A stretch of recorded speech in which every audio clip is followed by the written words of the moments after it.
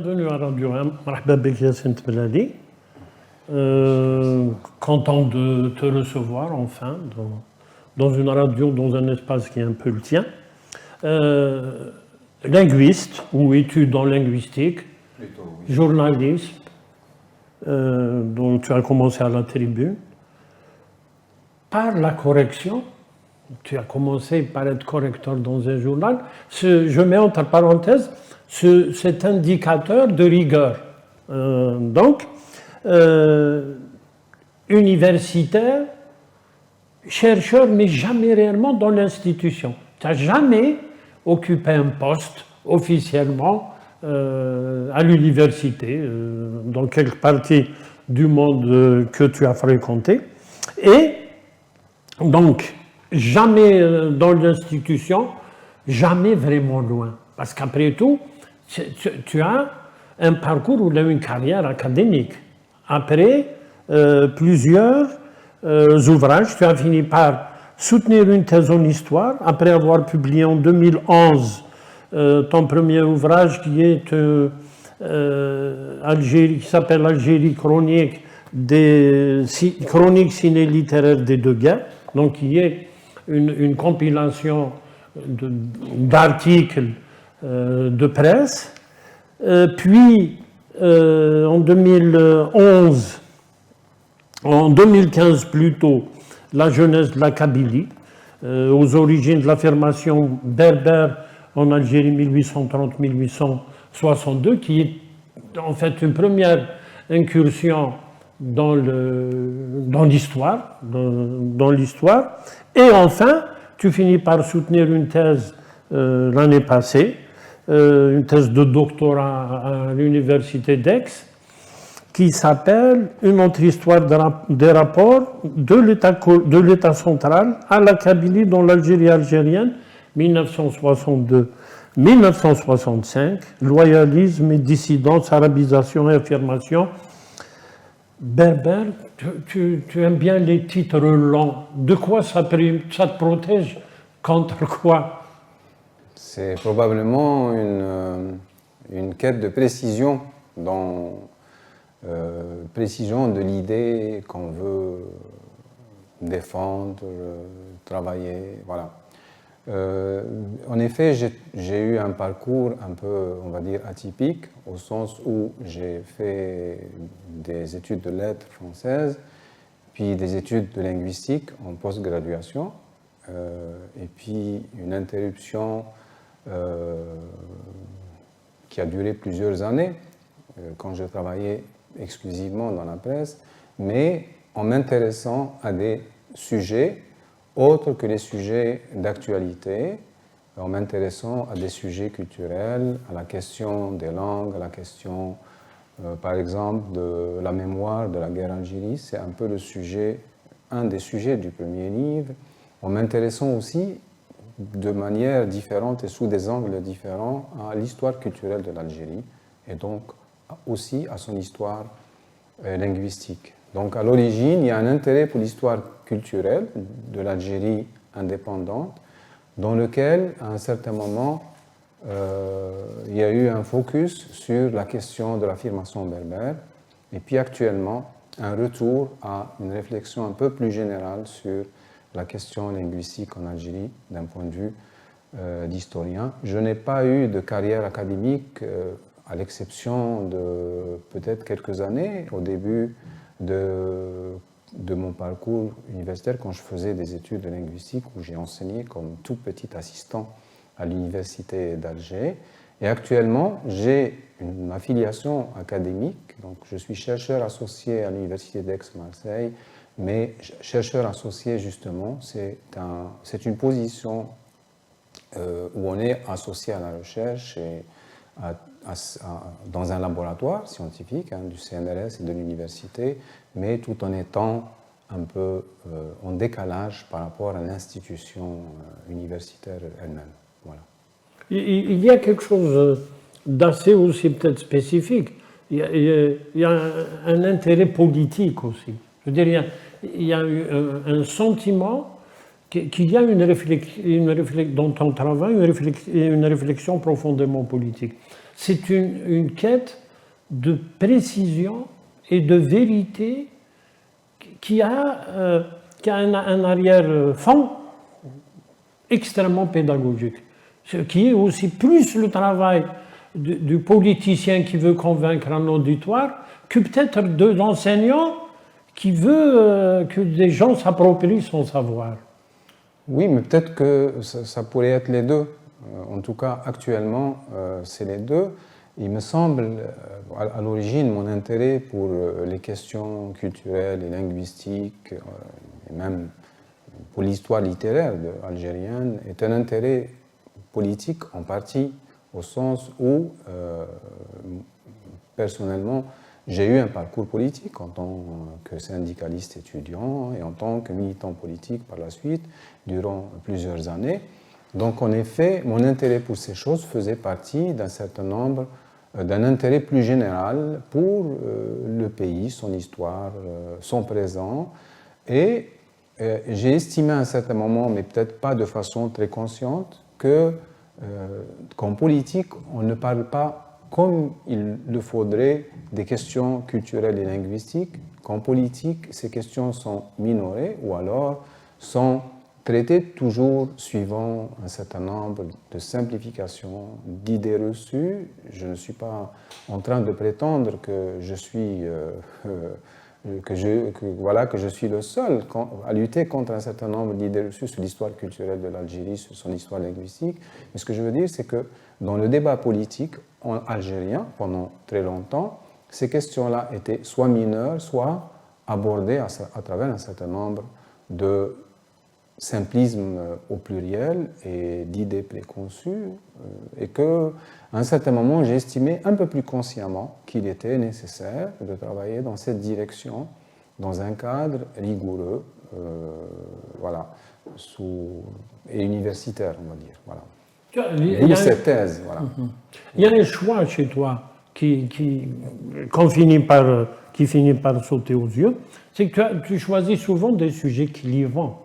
En fin de compte, quand tu t'intéresses à des écrivains clivants comme Sansal, à des films qui ont posé problème, et puis ça monte crescendo jusqu'à traiter par exemple la question de la jeunesse de la Kabylie, qui est aussi un sujet extrêmement clivant et que certains continuent parfois à reprocher la manière dont tu as traité le sujet, et enfin la thèse.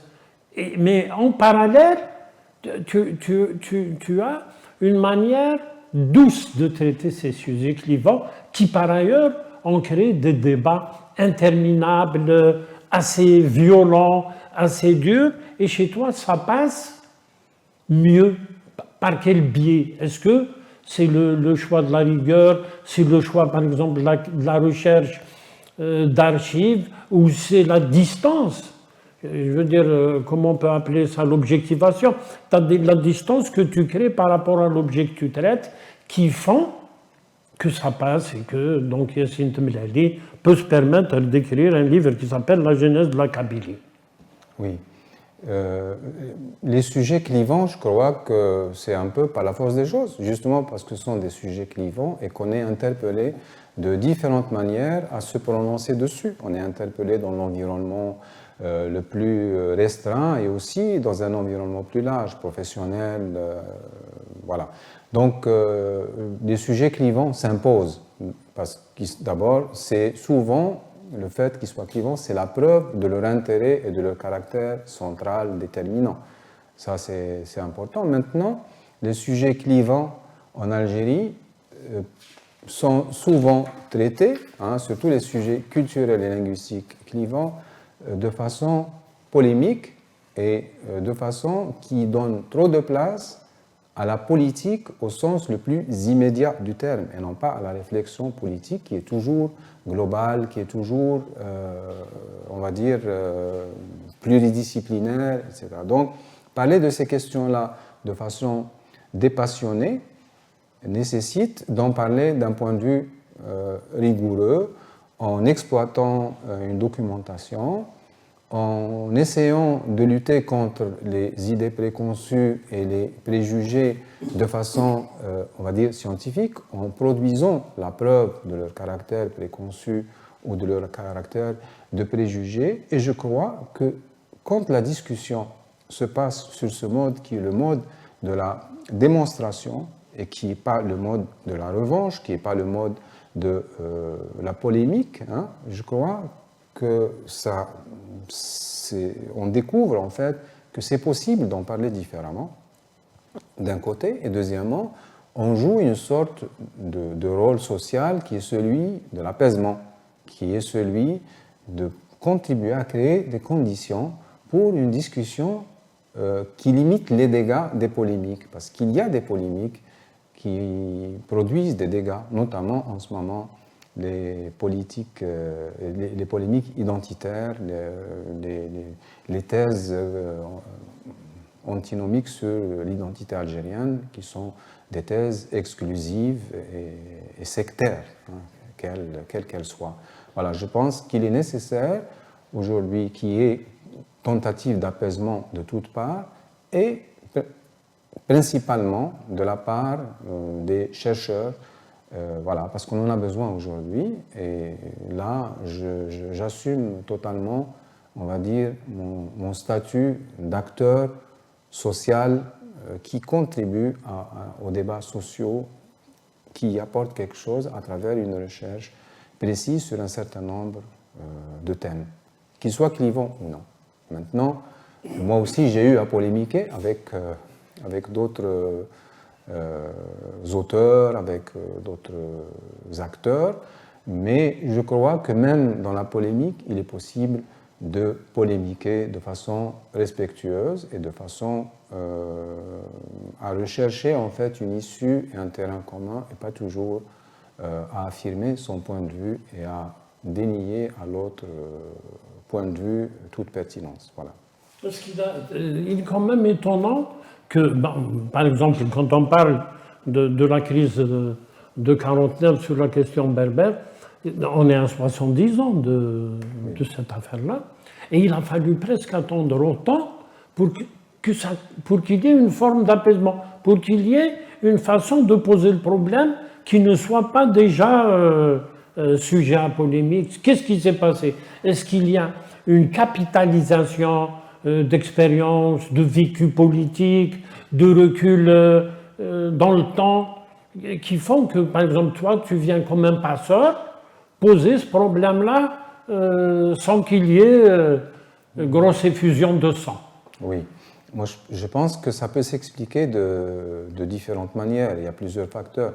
Il y a d'abord le côté négatif de l'affaire, c'est la popularisation d'un certain récit de cette crise qui est devenu une sorte de récit commun, admis communément comme étant le plus juste, le plus exact, ce qui n'est pas toujours. Ça explique aussi le fait, on va dire, que ce n'est pas aussi clivant. Il y a une sorte de croyance générale qui s'est popularisée au sujet de cette crise.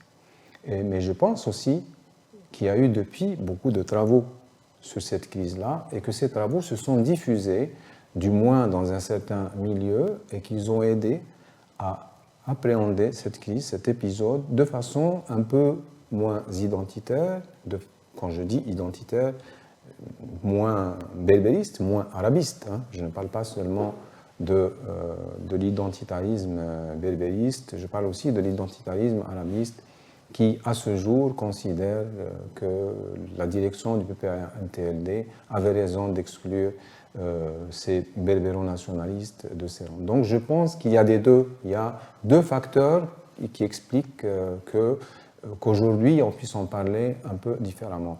Alors, parmi ces travaux, je me dois de citer notamment un travail récent qui est celui de Ali Gennoun, hein, sur la question de berbère dans le mouvement national, donc qui étudie cette question de façon très précise et qui, pour la première fois, recueille des témoignages jusque-là non recueillis et qui éclaire cette question de façon différente. D'abord, il éclaire le clivage interne que cela a provoqué en Kabylie même, au sein même du même mouvement national.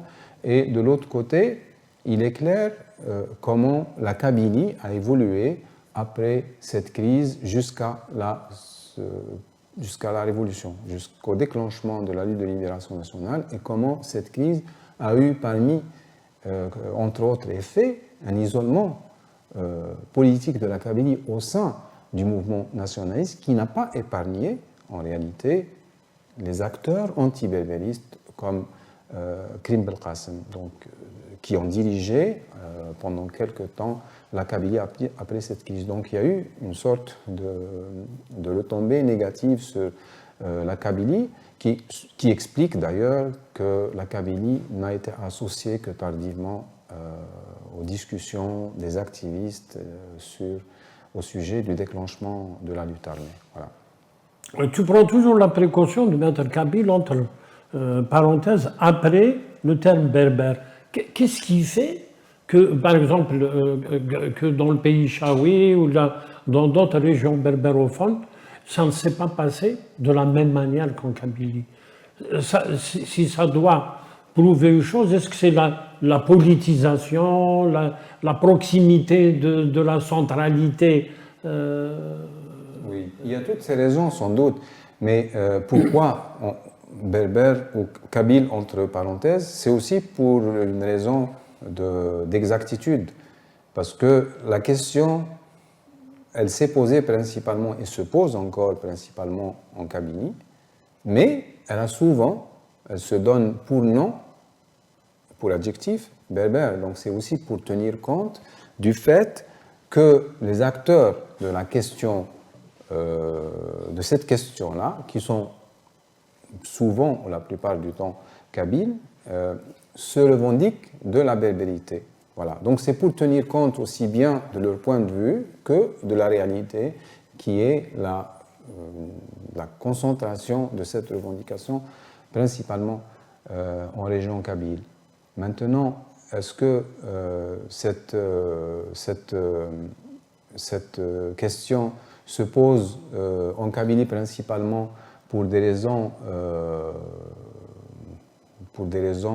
de forts sentiments identitaires ou de sentiments identitaires plus forts en Kabylie? Je ne pense pas du tout. Moi, je pense que les sentiments identitaires en Algérie, surtout à l'époque coloniale, étaient très forts partout, notamment parce que la modernisation coloniale n'a pas beaucoup servi en Algérie à lutter contre les ancrages régionaux, les appartenances régionales. Mais il y a eu un certain nombre d'éléments, de facteurs spécifiques qui ont distingué la Kabylie sur cette question-là.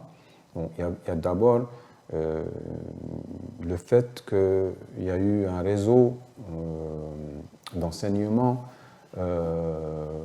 français beaucoup plus dense en Kabylie que dans d'autres régions rurales. Donc la formation d'une élite lettrée en français qui a pu accéder assez vite à un certain nombre d'écrits sur la Kabylie, sur le monde berbère en général, et qui par la suite a su transformer ce savoir colonial en savoir non colonial, ce qui explique qu'au sein même du parti indépendantiste, il a pu y avoir des nationalistes algériens qui ont posé la question berbère sans être dans l'esprit du berbérisme, de ce qu'on appelle le berbérisme colonial.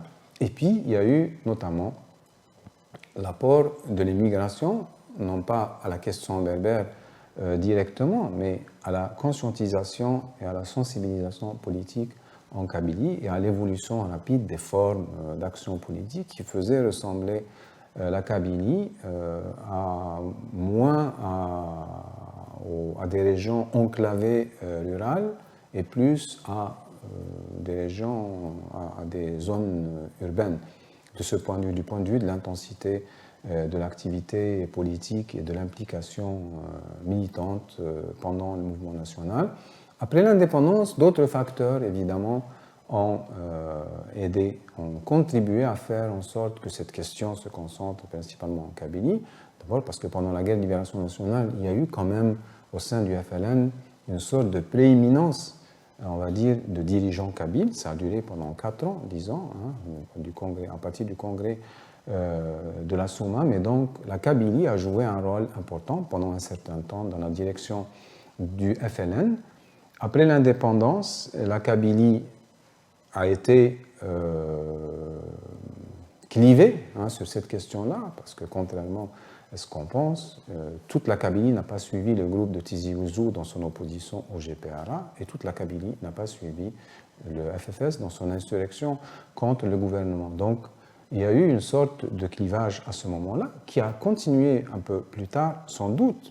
C'est une question qui devrait intéresser les historiens, parce qu'il n'y a jamais unanimité sur ces questions-là. Mais pendant l'indépendance, après l'indépendance, on peut dire que le fait qu'il y ait eu une insurrection en Kabylie, celle du FFS, a participé à, encore une fois, à donner à cette question, à ce sentiment régional, une base réelle, encore plus réelle, subjective, parce qu'il y a eu aussi répression et parce que au sein même de la Kabylie, il y a eu opposition entre les partisans du gouvernement et le FFS. Donc la question identitaire, sans être posée réellement par l'insurrection du FFS, a continué à exister en Kabylie sous de nouvelles formes, nourries justement de cette radicalisation.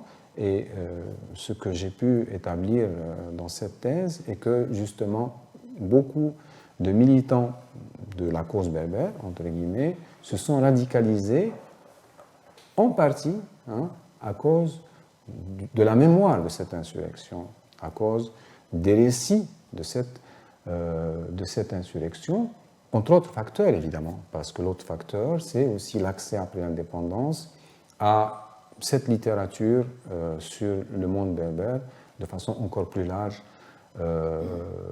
qu'à l'époque coloniale, et puis le fait que de la part du régime, sans qu'il y ait négation de l'histoire antique berbère, sans qu'il y ait interdiction d'apprendre l'histoire de l'Algérie pré-islamique, a lutté contre ce mouvement qui lui paraissait comme un mouvement séditieux, comme un mouvement qui mettait en question en fait les fondements de la nation, chose sur laquelle il y avait erreur notamment parce qu'au sein de ce mouvement, à ce moment-là, déjà, il y avait un clivage entre les héritiers symboliques des berbéro-nationalistes et qui croyaient à la nation algérienne, mais qui estimaient que la nation algérienne devrait reconnaître sa composante berbère, et un autre courant, qui est le courant de l'Académie berbère, qui a rompu en fait avec le nationalisme algérien après la révolte du FFS, et qui est allé dans le sens d'un pan-berbérisme transnational, nord-africain, et qui du coup était réellement dans une sédition politique. Ce n'était pas le cas des futurs militants du mouvement culturel berbère, qui à ce moment-là, dans les années 70, avaient déjà des problèmes pour certains avec l'Académie berbère. Voilà, je ne sais pas si j'ai répondu à la question. Non, c'est assez intéressant. Ce que je voulais dire, c'est que dans ton évolution intellectuelle ou dans l'évolution de ta recherche, il y a un intérêt de plus en plus fort à la politique linguistique. Je veux dire, ce qui n'apparaît pas dans la jeunesse de la Kabylie est prégnant. C'est le cœur de la thèse que tu soutiens donc en 2021, alors que le premier ouvrage date de 2015. Il s'est passé des choses. Et c'est peut-être le fait de la nouveauté, c'est que c'est par le biais des politiques linguistiques que tu réinterroges l'histoire. Alors qu'on sentait plus le contraire dans la première partie de ta carrière. Oui. Moi, mon intérêt premier, c'était la question des langues, histoire culturelle, mais c'est dû un peu à ma formation, on va dire, en linguistique, en sociolinguistique. Donc ce sont des questions qui m'ont intéressé même quand j'étais étudiant, et cet intérêt s'exprimait à travers un certain nombre de travaux, pas du tout universitaires à ce moment-là, mais de contributions sur la question des langues, dont la question de la langue berbère en Algérie. Mais la question principale était la question des langues et de l'histoire culturelle de l'Algérie post-indépendante. À un certain moment, il y a eu une sorte de focalisation sur la question de la Kabylie, surtout après la révolte du printemps noir. En fait, l'interrogation, c'était de comprendre comment cette question a pu évoluer depuis 1980. Ce livre, à l'origine, devait être un livre sur l'histoire de la question berbère depuis l'occupation française jusqu'à 1980. Mais en réalité, en travaillant dessus, j'ai vite découvert que la date 1962 était une date, était une rupture en fait, une sorte de césure importante, et qu'on ne pouvait pas écrire sur cette question de la même manière avant l'indépendance et après l'indépendance. Donc, à l'origine, je partais d'un intérêt politique pour cette question-là, mais pour que cet intérêt politique soit satisfait, il fallait revenir loin à l'histoire, et même au début de l'occupation française, mais une fois que j'avais remonté le temps jusqu'à l'occupation française, il était difficile de retravailler sur l'époque contemporaine sans donner à cette époque tout ce qu'elle mérite, parce que c'est une époque quand même fondatrice et qui exerce encore une grande influence sur notre histoire culturelle. Donc, par la suite, j'ai travaillé sur cette question, et là aussi, en travaillant sur la question entre 1962 et 1980, j'ai compris que les premières années de l'indépendance, comme années de sortie de guerre, comme années où les questions culturelles se posaient, comme toutes les autres questions, de façon très, on va dire, de façon très passionnelle, comme dans toute sortie de guerre, j'ai aussi compris qu'il fallait travailler sur ces questions-là sur une époque, ce qui est la présidence de Ben Bella, qui est l'époque de sortie de guerre, qui est l'époque de transition entre l'État colonial et la construction de l'État algérien indépendant, qui a réellement commencé avec Houari Boumediene et beaucoup moins plus tôt que cela. Voilà. Tu as beaucoup travaillé sur les archives. Je crois que l'avantage, et ça donne une espèce d'aisance dans la gestion de toutes ces questions qui nous semblent extrêmement complexes, clivantes, etc. Le retour aux archives t'a permis, si je ne me trompe pas, de sérier les récits. Par exemple, tu invoques à un moment 4 récits sur la politique linguistique. Tu parles du récit nihiliste, du récit islamiste, du récit berbériste ou kabyliste et du récit arabiste. Je voudrais bien que tu donnes un peu de chair à tous ces mots. Oui. En fait, ces récits existent sur toutes les questions. En fait, les énumérer de cette façon n'est pas très scientifique. En fait, c'est une sorte de recensement un peu, c'est une sorte de recensement un peu spontané et qui a besoin peut-être, oui, c'est une sorte de raccourci, en utilisant probablement les adjectifs que ces courants utilisent eux-mêmes pour se désigner.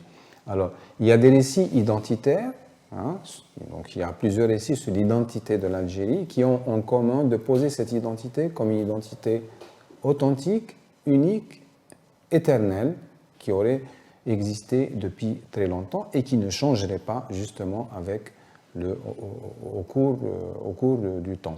Donc, c'est ce que ces récits ont en commun. Ces récits, le récit islamiste, par exemple, est un récit qui pose que la dérive principale a commencé en 1962 avec l'abandon de l'islam et avec l'islam l'abandon de la langue arabe. Et pour cela, il y a, voilà, je veux dire, on peut retrouver des appels des ulama en 1962, disant globalement que le socialisme c'est bien, mais qu'il ne fallait pas oublier la religion islamique et l'arabe. Donc cette représentation des politiques linguistiques algériennes comme ayant commencé sur une sorte de trahison, comme une sorte d'abandon de ce qui distinguait ce pays, hein, de ce qui le distingue au niveau identitaire. Donc le récit islamiste, on y retrouve ces éléments, on les retrouve aussi dans le récit berbériste qui estime qu'il y a eu une sorte de négation fondamentale et de volonté de lutter de façon radicale, non seulement contre les études berbères, en fermant, entre guillemets, la chaire de berbère à l'université d'Alger, mais aussi en œuvrant à exterminer en quelque sorte la berbérophonie. Nous avons aussi un récit arabiste, hein, qu'on retrouve aussi, tous ces récits se retrouvent aussi dans les études universitaires. Ce sont des récits qui ont influencé la recherche académique sur les questions linguistiques en général. Donc on a aussi un récit arabiste qu'on retrouve dans certains travaux universitaires et qui estime globalement que l'arabisation aurait dû commencer de façon plus offensive en 1962 et que les engagements de l'Algérie dans les accords d'Évian au niveau culturel auraient dû être dénoncés en quelque sorte un peu plus tôt et que c'est parce que ces engagements ont été tenus, l'Algérie n'a jamais accédé à une souveraineté culturelle et linguistique qui, pour ce récit, doit aller avec la souveraineté politique. Et nous avons aussi un récit que j'appellerais moderniste, hein, pour aller vite, mais qui en fait rassemble des courants libéraux, mais aussi une partie des courants de gauche, et qui pose qu'en 1962, au contraire du récit arabiste, il y a eu une sorte d'arabisation chauvine, nationaliste, rejetant les langues étrangères, rejetant les langues natales, et se faisant sous l'empire politique de l'Égypte nassérienne. Ce récit aussi est simplificateur parce que la réalité est beaucoup plus complexe. La réalité est que 1962 ne peut pas être considéré comme l'année du début de l'arabisation, hein, que l'arabisation a été très limitée et que plus instructif que cela, en 1962, de 1962 à 1965, il y avait même une sorte de bilinguisme revendiqué, y compris par Ahmed Ben Bella, président arabiste par ailleurs, et ami de Nasser. Une sorte d'appel à la bilingualisation de la société, appel aux pieds noirs à apprendre l'arabe, garantie et promesse que le français ne sera jamais abandonné en Algérie, appuyé à la France à renforcer sa coopération éducative avec l'Algérie, rejet de l'arabisation de l'administration par Ahmed Ben Bella lui-même, pour des raisons budgétaires, en invoquant des raisons budgétaires. Donc il y a beaucoup d'indices, beaucoup d'éléments qu'on retrouve dans les sources qui montrent qu'en 1962, l'Algérie n'a pas arabisé. Ce n'est pas parce qu'elle a fait venir des coopérants égyptiens et syriens, et un peu jordaniens et palestiniens, oui, qu'on peut parler d'arabisation systématique ou totale ou immédiate. C'est complètement faux. La réalité est que la langue française a continué à être non seulement utilisée par la force des choses, mais aussi défendue comme étant une nécessité pour un pays nouvellement indépendant. La preuve, elle était utilisée même dans des actions qui sont des projections vers l'avenir, comme l'alphabétisation. Par exemple, l'alphabétisation des adultes s'est déroulée en arabe et en français sous le régime de Ahmed Ben Bella. Donc, tous ces récits qui font commencer l'indépendance par une sorte de péché originel, de faute fatale, donc c'est ce qu'ils ont en commun. Ces récits sont aussi un peu dans l'anachronisme au sens où ils confondent cette période qui est une période de sortie de guerre avec des périodes ultérieures où il y a eu arabisation plus systématique, c'est la présidence de Boumedienne, mais même quand on s'intéresse à la présidence de Boumedienne, on va retrouver que les choses se sont passées de façon beaucoup plus nuancée. Il y a eu arabisation de la justice, il y a eu arabisation des médias en partie, il y a eu arabisation de beaucoup de secteurs, hein, de l'enseignement. Tu parles souvent, justement, donc, oui. tu parles souvent, tu évoques, tu énumères un certain nombre de biais qui ont fait qu'on a peut-être, il y a eu des anachronismes, il y a eu des mélanges entre les périodes, il y a eu des situations où les politiques n'étaient pas actées automatiquement sur le terrain, etc. Et tu rassembles tout ça dans une espèce de liste de biais qui marque la perception ou les récits qu'il y a eu jusqu'à maintenant. Oui. Le biais que je viens d'évoquer est le biais de l'anachronisme. C'est-à-dire considérer qu'il y a une seule période qui s'appelle la post-indépendance du point de vue des politiques linguistiques et considérer qu'on a commencé à arabiser ce pays en 1962 et qu'on n'a pas cessé de le faire depuis. Ou alors le biais qui consiste, anachronique toujours, qui consiste à ignorer que la langue arabe en 1962 n'était pas en Algérie en mesure de remplacer le français en tout domaine. Parce qu'il faut là aussi distinguer l'état de la langue arabe en Algérie de son état à la même période ailleurs, en Tunisie voisine ou au Proche-Orient. En Algérie, il y a une coupure culturelle avec le reste du monde arabophone qui a fait que la langue arabe n'a gardé de toutes ses ressources possibles que la ressource classique, que la ressource religieuse, que la ressource philologique, que la ressource rhétorique classique, et n'a pas pu bénéficier des progrès qui, au même moment,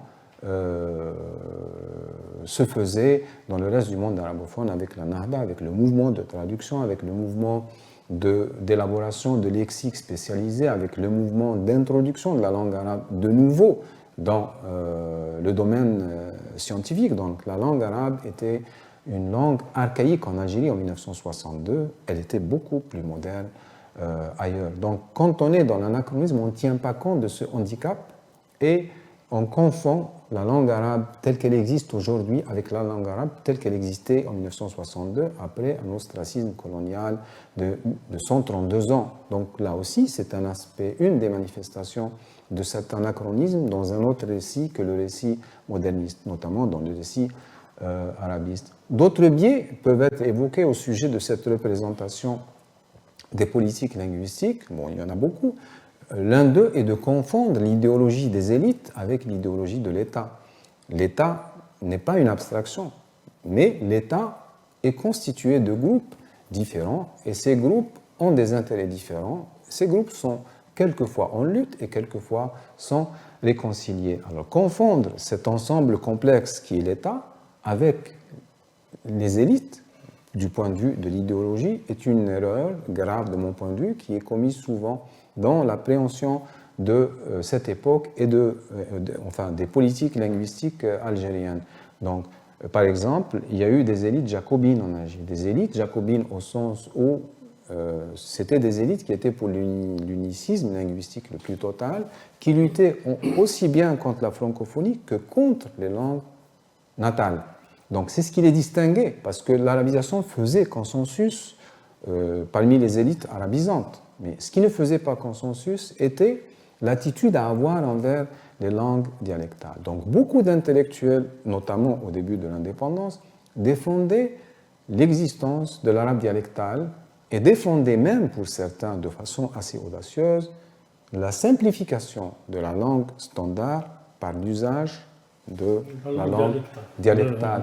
Et ce qui est étonnant pour l'observateur aujourd'hui est que tout cela se passait aussi bien dans un journal comme Chak, qui était le porte-parole des élites arabisantes de formation moderne, mais aussi dans des journaux conservateurs, dans des publications conservatrices comme le Ma'arifa, qui était une publication du ministère des Affaires religieuses, qui s'appelait à ce moment-là le ministère des Awqaf.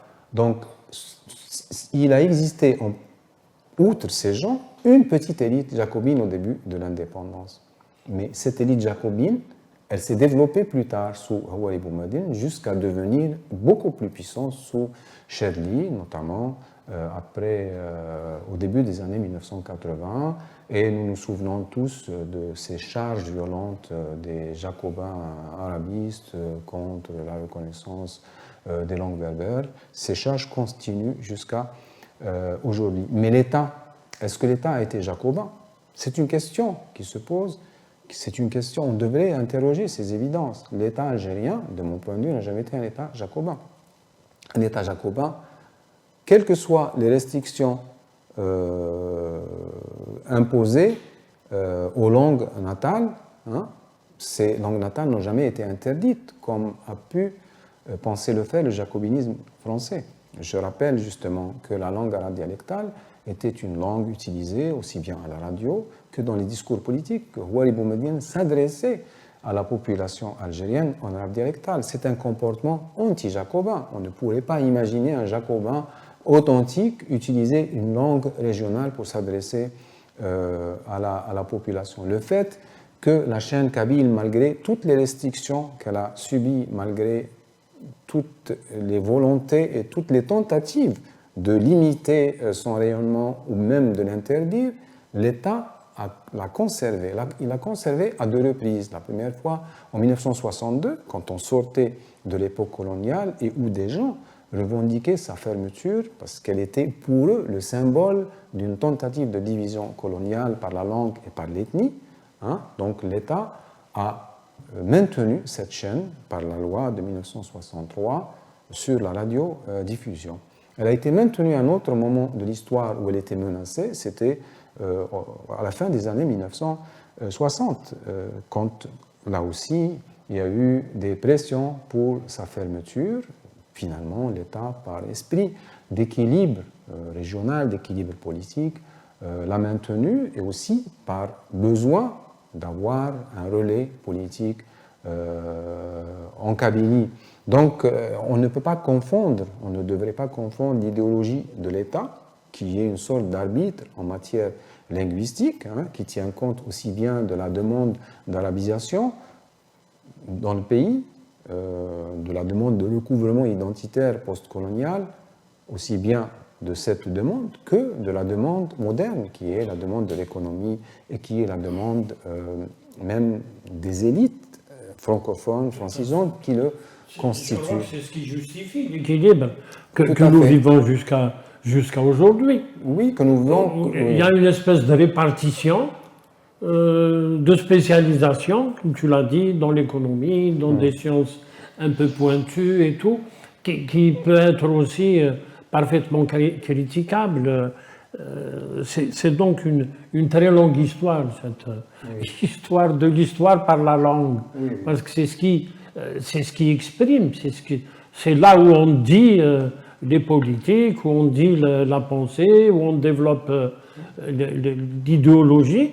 Et quelque part, tu dis que les contre-récits identitaires se développent après 88. Qu'est-ce que c'est comme... Ça veut dire, date. Oui, comme date, en fait, c'est la date de libération de la parole en Algérie. Libération de la parole sur laquelle l'État n'a pas pu revenir complètement, puisque à ce jour, ces récits s'expriment, sont entendus. Avant 1988, il y avait un seul récit qui était le récit de l'école. Alors, le récit de l'État est un récit, on va dire, consensuel. C'est un récit qui essaie de tenir compte du présent en écrivant le passé à la lumière du présent et des besoins du présent. Par exemple, l'histoire politique de l'Algérie, jusqu'à récemment, il n'était pas question ni de l'opposition de Mohamed Boudiaf en 1962, ni de l'insurrection du FFS. Mais on retrouve dans un certain nombre de manuels scolaires, en tout cas dans un manuel scolaire que j'ai pu consulter, une évocation de cette époque-là, mais de façon très euphémique. On ne dira jamais que le FFS a pris les armes, que le FFS s'est battu par les armes contre le gouvernement. On parlera d'opposition politique pour un peu arrondir les angles. Donc ce récit étatique, il réécrit l'histoire à la lumière de la réconciliation, qui a eu lieu après 1989, en 1995, la reconnaissance de l'identité berbère dans la Constitution, etc. Ces contre-récits se sont libérés en 1989 avec la publication de mémoires, avec la constitution de partis sur une base identitaire, les partis islamistes, sur une base culturelle, comme c'est le cas pour le RCD, qui, au moment de sa fondation, a estimé que le MCB n'avait plus lieu d'exister. Le mouvement culturel étant désormais représenté par un parti politique. Donc, il y a une libération de la parole sur ces questions-là, et du coup, ces récits, ces contre-récits sont devenus beaucoup plus audibles et influencent beaucoup plus qu'avant aussi bien notre représentation de l'histoire culturelle et de l'histoire linguistique de l'Algérie que la recherche académique. La recherche académique aussi, et c'est un peu normal parce que voilà, le chercheur n'est pas dans une tour d'ivoire, et le chercheur se ressent de ce qui se passe autour de lui. Ce n'est pas du tout pour justifier ses influences, mais pour dire qu'elles sont quelquefois excessives, au sens où certains travaux académiques sont la reproduction de ces récits identitaires, au sens où, quand il s'agit de travail sur l'histoire de l'affirmation berbère, par exemple, il y a une partie des sources seulement qui sont mobilisées. Par exemple, toute la presse publique de cette époque-là n'est pas mobilisée. On va parler d'ostracisme anti-berbère qui aurait commencé en 1962. La réalité dit que dans Alger Républicain, on publiait des articles où il était question de cette identité ethno-linguistique kabyle, où il y avait une défense de l'existence de la chaîne kabyle à un moment où on réclamait sa fermeture, et ça s'exprimait dans des journaux qui étaient lus. Donc c'est déjà une différence avec l'époque ultérieure où ça n'était plus possible. Et là, on revient à la question de l'anachronisme dans notre représentation de ces premières années de l'indépendance. En tout cas, ce que je veux dire est que les contre-récits, maintenant, sont beaucoup plus audibles, et étant beaucoup plus audibles, devraient être aussi bien utilisés comme source pour la recherche académique, que critiquer en tant que savoir situé, en tant que savoir dont on doit situer et préciser le lieu de production pour pouvoir les utiliser avec mesure et sans tomber complètement sous leur influence, sans les considérer comme des savoirs exclusifs. Par exemple, et je termine là-dessus, la question du témoignage. Le témoignage a longtemps été marginalisé dans l'écriture de l'histoire. Aujourd'hui, le témoignage est plus couramment exploité, mais on ne peut pas aller non plus dans le sens inverse totalement en n'utilisant que le témoignage comme source, ce qui est le cas pour un certain nombre d'épisodes. Si je prends par exemple la fermeture, la disparition de la chaire de berbère à l'Université d'Alger en 1962, les seules sources utilisées pour démontrer la volonté étatique, cohérente et unanime d'en finir avec les études berbères et la berbérophonie, ce sont des témoignages de Mouloud Mamri. Il n'y a absolument aucune autre source. Ce sont des témoignages de Mouloud Mamri, par ailleurs très mesurés, et qui par ailleurs ne disent pas du tout que le gouvernement a décidé de fermer cette chaire, qui disent plutôt que cette chaire a disparu avec le départ de son titulaire français, dans le cadre de l'exode pied noir, et que lui, il a fait la démarche pour recréer un enseignement du berbère, démarche qui a été refusée par le représentant, le responsable de l'éducation nationale du bureau politique, qui vraisemblablement, dans le contexte de l'époque, n'en a référé à personne pour prendre cette décision, pour la simple raison que la question de l'enseignement des langues berbères à ce moment-là n'était pas du tout une question politique importante pour le FLN et pour les dirigeants du FLN, et que la question principale à ce moment-là, au moment où Mouloud Mamri a fait ses démarches, était la question de la reprise du système éducatif après la crise de 1962 et après les dévastations de l'OAS, notamment pour ce qui est de l'université. La question principale était celle-là. Comment redémarrer l'université algérienne? Ce n'était pas comment relancer tel ou tel enseignement précisément. C'était sortir de la crise de 1962 et sortir de la terreur de l'OAS. Donc quand on utilise seulement des témoignages pour relire cet épisode, on reste dans la culture en fait de l'idée qu'il y a eu unanimité politique anti-berbère en 1962, ce qui est réfuté par d'autres éléments que je viens de citer. Mais si on utilise d'autres sources, à commencer par les sources de presse, on voit que la question est beaucoup plus complexe, que si ostracisme il y a eu, il a commencé plus tard. Là aussi, on peut s'étendre sur les formes de cet ostracisme. Est-ce que cet ostracisme a englobé l'enseignement de l'histoire berbère? Non, contrairement à une opinion dominante. La question l'enseignement de l'histoire pré-islamique algérienne est une constante des manuels scolaires depuis 1963, pour le moins, pour ce que j'ai pu établir. L'enseignement, parfois c'était paradoxal, parfois on peut trouver une situation paradoxale où posséder l'alphabet berbère et le diffuser était passible de peine. On pouvait passer devant un tribunal et être emprisonné pour possession de l'alphabet berbère. Au même moment, cet alphabet berbère était enseigné dans les manuels scolaires algériens. Sur toute une page, on trouvait ce... Et là, il faut être dans une interprétation un peu plus complexe et dire que voilà, le régime considérait la possession de cet alphabet comme un acte de sédition. Et c'est pour cela politique. C'est pour cela qu'il l'interdisait, alors que l'enseigner lui-même comme une trace de l'histoire culturelle de l'Algérie ne lui paraissait pas dangereux. Voilà. Il y a donc, pour finir, il y a donc du grand amour encore sur cette question.